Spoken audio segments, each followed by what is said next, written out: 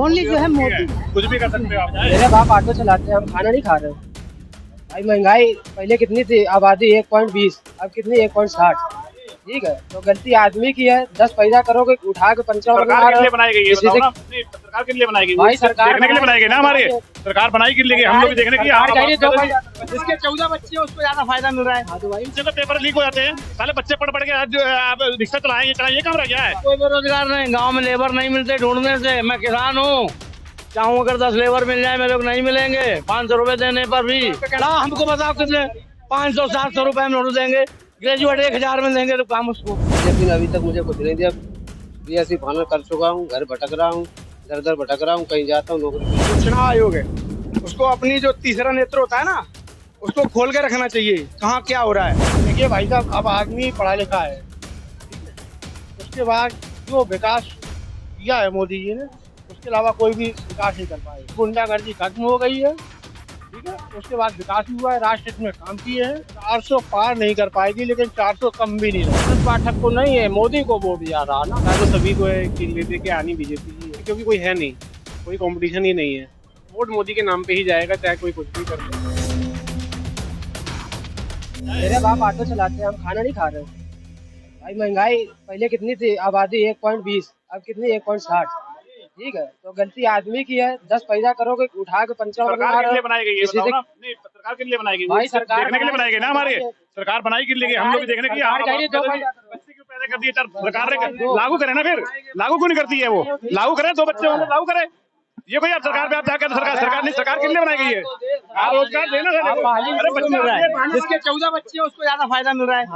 जिसके 14 बच्चे हैं उसको ज्यादा फायदा मिल रहा है। क्यों सरकार इसको एजेंडा? राशन भी तो मिल रहा है, राशन नहीं मिल रहा। उसी को हम बता रहे हैं ना, जिसके 14 बच्चे हैं उसको फायदा मिल रहा है। आप तो बोल रही है, अमल कर पे लाए ना, लागू करे ना कि भाई बच्चे को 14 करे, ठीक है भाई। हम तो बेकार हो रहे हैं। भैया पेपर लीक पे कहाँ गए वो भारतीय पेपर लीक पे क्या कर? बच्चे को पेपर लीक हो जाते हैं, साले बच्चे पढ़ पढ़ के आज रिक्शा चलाएं, ये काम रह गया है। आप कोई बेरोजगार नहीं, गांव में लेबर नहीं मिलते ढूंढने से। मैं किसान हूँ, चाहूँ अगर 10 लेबर मिल जाए मेरे को नहीं मिलेंगे 500 रुपए देने पर भी। कहना बेरोजगारी है ही नहीं, कुछ बेरोजगारी नहीं, केवल बकवास की बेरोजगारी है। गांव में जो नरेगा में फ्री में सब बैठे बैठे खाते हैं, फ्री राशन मिल रहा है, सब बड़े बड़े मस्त मस्ती का ना जाओ भाई। जो लोग इंजीनियरिंग करके डॉक्टरी करके बैठे हुए हैं, ग्रेजुएट वाला काम करे 1000 रुपए महीने देंगे। सड़कों में काम करे, खेतों में काम। जो लोग इंजीनियरिंग करके डॉक्टरी करके डिग्री लेके बैठे हुए हैं, बहुत छात्र हत्या अपनी बच्चा पैदा करने का ठेका आप लिए और सरकार पाले। ला हमको बताओ कितने 500-700 रुपए में नोट देंगे, ग्रेजुएट 1000 में देंगे तो काम उसको। भाई जी क्या कहना है आपका? ये भी कह रहे थे कि पढ़ाई लिखाई का कोई मतलब नहीं है, लेबर बन गई है। मतलब सरकार चाहती है। अंकल जी ये कह रहे थे कि लेबर ढूंढने पर नहीं मिलते हैं, लेकिन आप ये बताइए कि लेबर बेरोजगारी दर इतनी ज्यादा हो गई है, जैसा कि आप जानते होंगे, और इंडिया में देखा जाए सबसे ज्यादा संख्या युवाओं की है। जो यंगस्टर्स हैं उनकी संख्या सबसे ज्यादा है इंडिया में। तो यंगस्टर्स के लिए क्या भारतीय जनता पार्टी कर रही है, और क्या आगे समय में कांग्रेस अगर आती है सत्ता में तो क्या करेगी आपके हिसाब से? आप अपना समर्थन किसको देते हैं? मैं समर्थन देता हूँ अखिलेश भैया को। अखिलेश भैया को? कहाँ से? मैं मैनपुरी से हूँ। मैनपुरी सवाल जो 7 तारीख को। डिम्पल यादव को चुन रहे हैं आप? जी, पहले भी चुना था, अभी भी चुनूंगा। और रही बात बीजेपी की, तो बीजेपी ने अभी तक मुझे कुछ नहीं दिया। बीएससी फाइनल कर चुका हूँ, घर भटक रहा हूँ, दर दर भटक रहा हूँ, कहीं जाता हूँ नौकरी मिल नहीं रही। तो आप भी एक बेरोजगार है? यही बेरोजगार में क्या प्रॉब्लम? यही है मेन जड़। बीजेपी हटाएंगे तभी देश को कुछ मिलेगा। दूसरी सरकार आएगी, बीजेपी हटेगी तभी आगे। भैया कुछ और बोलेंगे? आज क्या कहने का मतलब ये है, जो चुनाव आयोग है उसको अपनी जो तीसरा नेत्र होता है ना, उसको खोल के रखना चाहिए कहाँ क्या हो रहा है। सबसे ज्यादा जो घपलाबाजी होती है ना, वो चुनाव ईवीएम में होती है। जो ईवीएम होता है ना, उसमें उसी की वजह से सरकार बनती है, उसी की वजह से सरकार गिरती है। और ज्यादातर जो है पिछली बार जो विधानसभा के चुनाव हुए थे, उसमें 135 वोट या 140 वोट या 100 वोट से करीब ऐसी सीटें थी सपा की, जो 150 से 200 तक, जो वो 100 वोटों से और करीब 100 वोटों से नीचे से हार गए थे। तो हारे नहीं थे, उनको हराया गया था ईवीएम की मदद से, रीवोटिंग की मदद से। तो आपका ये कहना है ईवीएम में कहीं ना कहीं गड़बड़ी हो रही है और ईवीएम में चुनाव नहीं करवाना चाहिए। लेकिन भारतीय जनता पार्टी ने ये भी बोला है, स्टेटमेंट अपना दिया है, जैसा कि हर बार चुनाव होते हैं और ईवीएम पे आरोप लगते हैं, तो भारतीय जनता पार्टी अपना एक ही स्टेटमेंट देती है कि पूरे विश्व में जितनी भी डेमोक्रेटिक और बड़ी कंट्रीज हैं, जो कंट्रीज डेमोक्रेटिक हैं, वहाँ पे चुनाव ईवीएम के थ्रू ही होता है। देखो, जहां से ईवीएम स्टार्ट हुई थी, कई देश ऐसे हैं जहां पर ईवीएम स्टार्ट हुई वहां बैन हो चुकी हैं, इसी कारण से, क्योंकि उनका जो धांधली था ना वो ज्यादा हो गया था, इसलिए उनको बैन कर दिया गया। अभी जब वहां बैन हो गया तो जहां से स्टार्ट हुआ वहां बैन हो गया, यहाँ क्यों नहीं बैन हो रहा है? यहाँ भी बैन होना चाहिए। भारतीय जनता पार्टी ये कहती है कि अमेरिका जैसे बड़े राज्य, जो बड़े देश हैं, वो ईवीएम के थ्रू इलाज वो करवाते हैं, जो चुनाव करवाते हैं। उनका कहना मतलब ये है कि जब तक ईवीएम रहेगी तब तक मोदी रहेगा। जी बिल्कुल, इसीलिए वो ईवीएम नहीं हटाना चाह रहे। ये जिम्मेदारी है वो चुनाव आयोग की है। यदि अगर निष्पक्ष तरीके से अगर वोट कराया जाए तो ईवीएम, आपका कहना है कि बैलेट पेपर के थ्रू वोटिंग होनी चाहिए? नहीं, भले ही चुनाव अब इससे हो पर स्पष्ट तरीके से हो। यदि कोई गड़बड़ी लगती है तो उसको तुरंत रोका जाए, इसलिए, क्योंकि अगर इसको नहीं रोकोगे तो जैसे मान लो आज इसका सबसे बड़ा जिम्मेदार को किसको मानते हैं?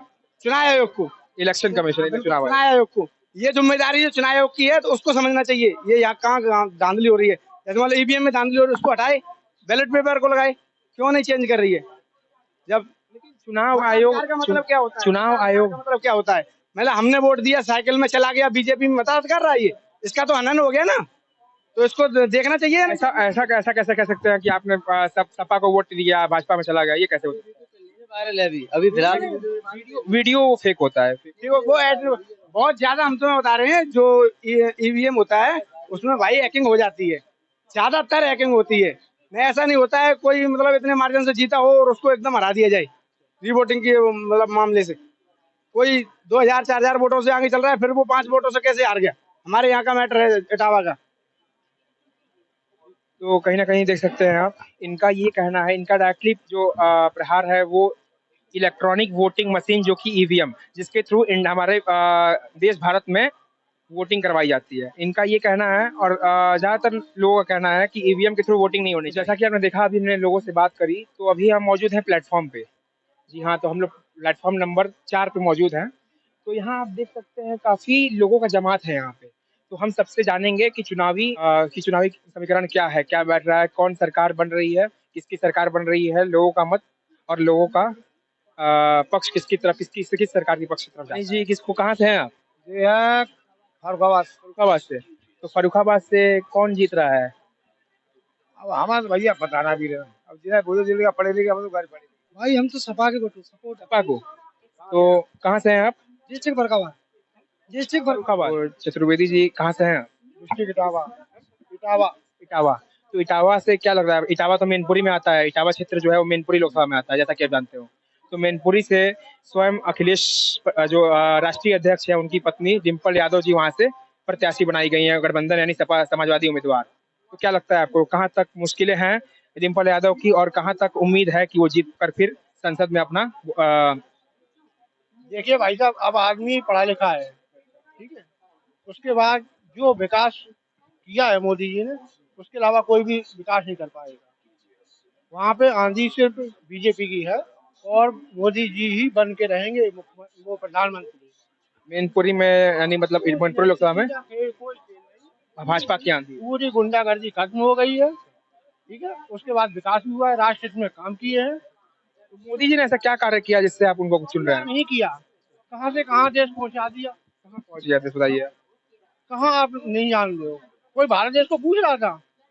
चीन वो अभी कहाँ पूछ रहा है? कहाँ किस युवा को नौकरी मिल गई? कहाँ तक बेरोजगारी दर बढ़ चुका, क्या हो गया? ये तुम्हारा सुरक्षा तो है, हम लेडीज को लेके जाओ पूरा जेवर पहने, लेडीज आराम से जा रही है। जब तक कांग्रेस के समय में सुरक्षा नहीं थी न सपा के उसमें कार्यकाल में थी। अभी आपका कहना सुरक्षा है? जी हाँ। तो अभी क्या लगता है आपको कि भारतीय जनता पार्टी क्या फिर तीसरी बार पुनः अपना सरकार बना पाएगी दिल्ली में? बना चुकी है, कोई नहीं बैठ रहा है। की बात लग रहा है आपको कि 400 पार सीटें कर पाएगी भारतीय जनता पार्टी, जैसा कि कह रही है कि अब हम सीटें 400 पार जीतेंगे? 400 पार नहीं कर पाएगी, लेकिन 400 कम भी नहीं रहेगी। क्या नाम पड़ेगा? विनय। कहाँ से है विनय जी? यूपी है, कानपुर से हैं। क्या लग रहा है आपको, कौन जीत रहा है कानपुर से? जीतेगा कौन? मोदी जीतेगा। अच्छा, रमेश अवस्थी को जिता रहे हैं आप। तो क्या लग रहा है आपको, मोदी जी ने ऐसा क्या कार्य किया है कि मोदी जी को चुन रहे हैं आप? और सभी चुनते हैं तो सभी चुन रहे हैं। अच्छा, कहीं ना कहीं आपको नहीं लगता है परिवर्तन होना चाहिए फिर, क्योंकि 2 बार मोदी रह चुके हैं, बैठ चुके हैं गद्दी पे, फिर अब तीसरी बार ऐसा नहीं लगता किसी और को बैठाना चाहिए गद्दी पे? नहीं, वही रहे तो वही रहेंगे। सोनू पोरवाल। सोनू जी कहाँ से हैं आप? इटावा इटावा यानी मैनपुरी लोकसभा। क्या लग रहा है? इटावा लोकसभा इटावा लोकसभा। अच्छा, तो फिर क्या लगता है आपको इटावा से? इटावा में किसकी सरकार बनेगी? में रामशंकर कठेरिया बन रहे हैं सांसद, मतलब भारतीय जनता पार्टी। भारतीय जनता पार्टी। तो क्या लगता है आपको उन्होंने कुछ ऐसा कार्य करवाया है इटावा के लिए? अच्छा विकास हुआ है, विकास करवाया है। सड़कें कैसी हैं यहाँ इटावा की? काफी बिजली व्यवस्था कैसी है? बढ़िया बिजली व्यवस्था, 24 घंटे बिजली चल रही है। अगर शिक्षा के बारे में बात की जाए तो शिक्षा के लिए वो इटावा के बच्चों को कहीं और पढ़ने के लिए जाना पड़ता है कि इटावा में ही वो सारी सुख सुविधाएं हो रही है, आगे भी होंगी। हो रही हैं अभी? तो मतलब आपका कहना है कि आप भारतीय जनता पार्टी को फिर चुन के सरकार बनवाएंगे। जी कहाँ घर पड़ता है आपका? हमारा झिंझक पड़ता है, झिंझक, इटावा, कन्नौज। कन्नौज लोकसभा। तो कन्नौज लोकसभा जानते ही हैं आप, इस समय एक बहुत ही हॉट सीट बना हुआ है, जो कि जहाँ क्योंकि वहाँ से अखिलेश यादव जो कि राष्ट्रीय सपा के राष्ट्रीय अध्यक्ष खुद वहाँ से नामांकन किए हैं, और वहीं विपक्ष में उनके सुब्रत पाठक जो कि मौजूदा सांसद कन्नौज के, जिनको भारतीय जनता पार्टी ने अपना प्रत्याशी फिर से बनाया है। तो क्या कहना है आपका, कहाँ तक मुश्किलें हैं भाजपा की और कहाँ तक मुश्किलें हैं सपा को, और क्या लगता है आपको कौन वहाँ से विजयी बन के दिल्ली में बैठेगा? सुब्रत पाठक। सुब्रत पाठक। तो क्या अब वहाँ के तो लोगों का मतलब, हम लोग गए थे कुछ दिन पहले, वहाँ पे लोगों का कहना है कि अखिलेश यादव जीत रहे हैं वहाँ से। कह तो रहे थे लेकिन कारोबार भी तो देखा जाता है ना, ये सुब्रत पाठक को नहीं है, मोदी को वोट जा रहा ना। तो सुब्रत, लोगों का कहना ये भी है सुब्रत पाठक सुब्रत पाठक लोगों के बीच मतलब मिलते जुलते नहीं है। उसके नहीं है, लेकिन मोदी को की 400 पार कराना है ना। मोदी को वोट देंगे, मोदी को देख के मतलब वोट देना है। कन्नौज में ऐसा क्या कार्य करवाया है मोदी जी के द्वारा, चाहे सांसद के द्वारा, क्या कार्य हो, कुछ हुआ है ऐसा? मोदी ने बहुत कुछ। जैसा कि आप देख रहे हैं काफी मेल जोल रिजल्ट सामने आ रहा है। तो अभी तक हम लोगों ने जितने लोगों से बात की वो सभी मतलब आसपास कानपुर क्षेत्र के आसपास जिले के ही लोग थे। तो इसी क्रम में हम आगे बढ़ेंगे और आगे और भी लोगों से जानेंगे कि उनका क्या सोच है, उनकी क्या अपेक्षा है चुनाव के प्रति। जी क्या लग रहा है आपको, कहाँ से हैं आप?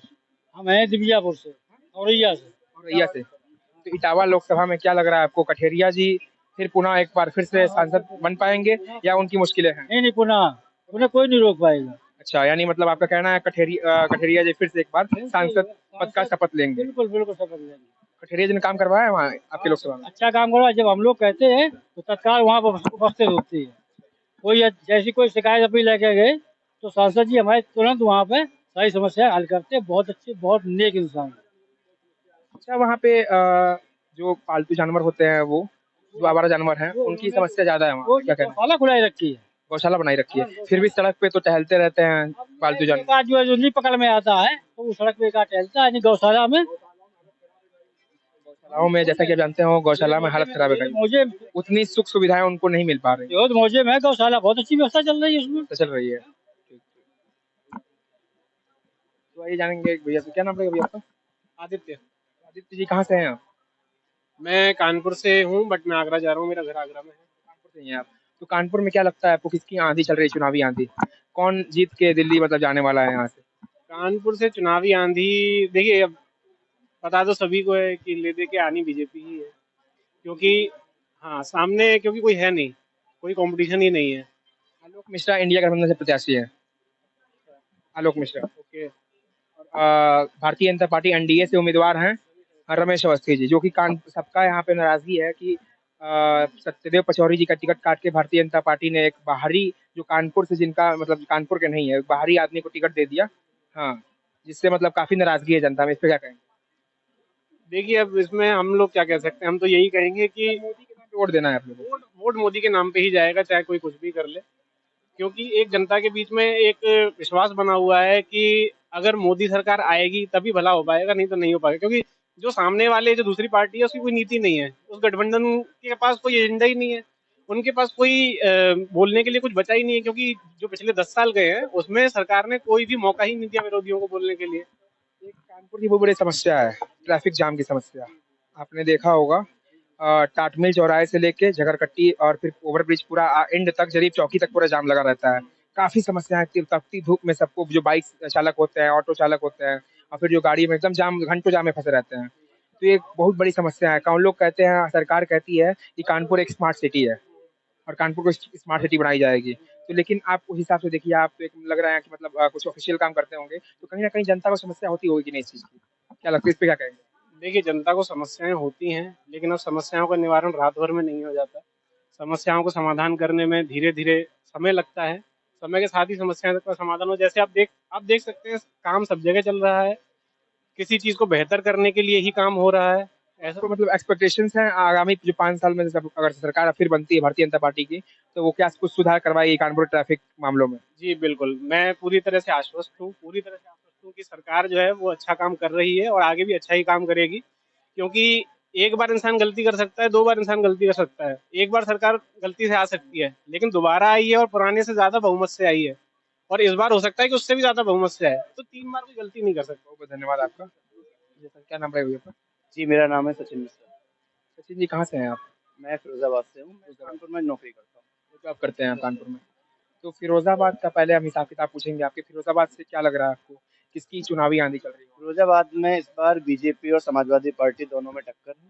बीजेपी और गठबंधन? बीजेपी और गठबंधन है। और वहाँ पे जो टिकट मिला है वो अक्षय यादव को टिकट मिला है, जो रामगोपाल यादव के लड़के हैं।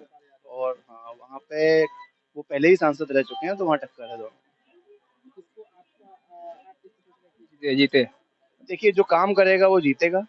अभी तक वहाँ पे भारतीय जनता पार्टी की सरकार रही है और काम अच्छा हुआ है फिरोज़ाबाद में, तो इस बार भी वहाँ पे बीजेपी की सरकार। भारतीय जनता पार्टी का विगत 5 वर्षों का कार्यकाल कैसा रहा आपके हिसाब से वहाँ पे? मतलब बिजली व्यवस्था देखी जाए, फिर नालियाँ देखी जाए, वहाँ की सड़कें देखी जाए, फिर जो गरीबों को आवास योजना, चाहे प्रधानमंत्री आवास योजना जो मिलता है, वो मिला हो, फिर ऐसा क्या स्कीम वगैरह, मतलब सब कुछ मिला है वहाँ पे? योजनाओं का लाभ मिलता रहा? सारी योजनाओं का लाभ सभी वर्ग के व्यक्तियों को मिला है। वहाँ बिल्कुल ये नहीं देखा गया कि कोई हिंदू है या मुसलमान है।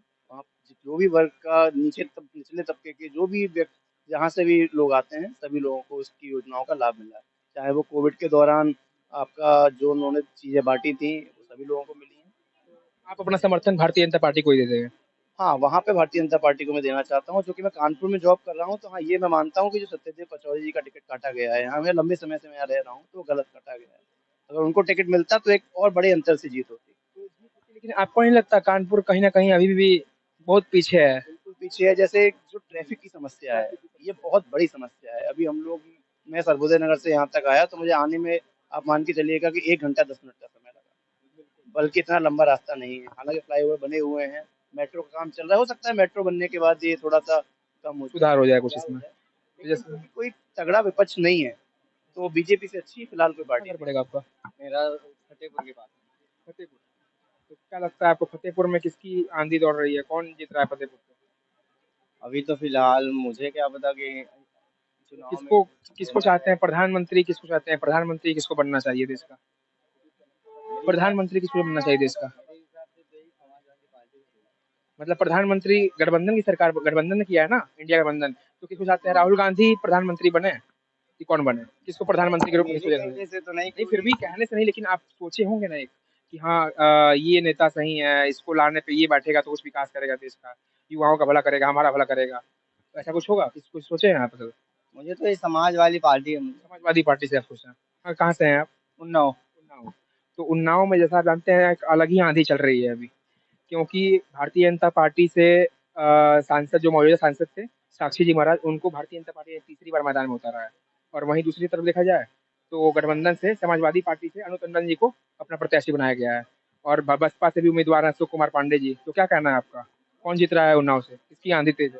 साक्षी महाराज। साक्षी महाराज। तो वहाँ के लोगों का तो ये कहना है कि साक्षी महाराज कभी जनता के बीच जाते नहीं है, फिर हम लोग भी योगी को वोट दे रहे हैं, मोदी को। योगी मोदी के नाम वोट देंगे। मतलब भारतीय जनता पार्टी बीजेपी के नाम पे वोट देंगे उनको? आप क्या कहना भैया? नाम से देना चाहते हो बीजेपी का? बीजेपी के नाम पे वोट देना है। तो साक्षी मतलब आप बेरोजगारी पे क्या कहेंगे आप? बेरोजगारी क्या है? बेरोजगारी जैसे चल रहा है, पेपर लीक हो रहा है, इतने सारे बेरोजगार युवा बेरोजगार आत्महत्या कर रहे हैं। आत्महत्या क्या कर रहे हैं? पढ़ाई करेंगे, आत्महत्या क्यों करेंगे? पढ़ाई करने वाले बच्चे ही आत्महत्या कर रहे हैं। संघर्ष कर रहे हैं ना, ऐसे थोड़ा नहीं हो जाएगा। तो भी बनता है ना, कुछ करें। सरकार कर तो रही है, नई चोरों को लाए। क्या कहना है आपको, तीसरी बार क्या लगता है कौन प्रधानमंत्री बनेगा? मोदी जी। मतलब आपका कहना है 400 पार करेंगे, जैसा कि आपने सुना? क्या कहना है भैया आपका?